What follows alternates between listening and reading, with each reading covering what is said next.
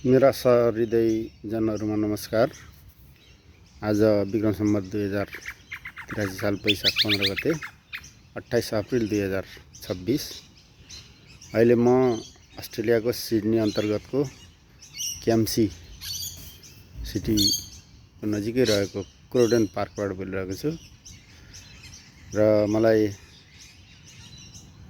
आफ्ना केही भनाइहरू, आफ्ना अनुभूतिहरू राख्न मन लागेको छ र यो मैले भिडियो तयार गर्दैछु र यसमा मैले कार्मिक रूपमा ऐतिहासिक, सामाजिक, राजनीतिक र मेरा अनुभूतिहरू क्रमशः प्रस्तुत गर्दै जाने आजदेखि मैले त्यस्तो मन बनाएको छु। मलाई लाग्छ पक्कै पनि मेरा अनुभूतिहरू साट्न पाउँदा मलाई त खुसी नै लाग्नेछ र यो भिडियो हेर्नुहुने सम्पूर्ण सहृदय जनहरूलाई पनि केही न केही राम्रै नै अनुभूति हुनेछ भन्ने मैले विश्वास लिएको छु र यो लगभग 1 महिना भयो यो अस्ट्रेलियाको मेरो बसाइ।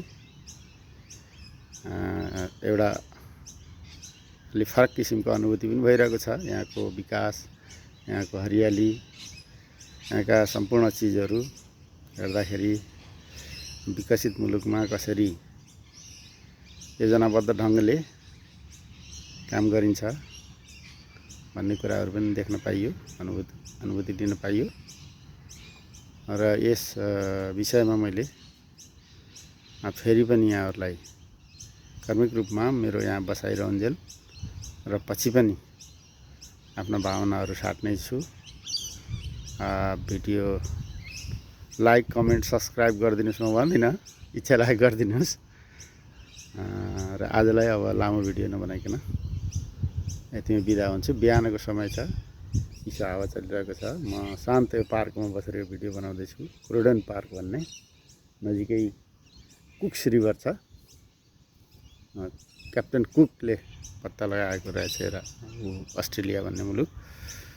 यस विषयमा पनि केही जानकारीहरू म बिस्तारै पस्कँदै जानेछु।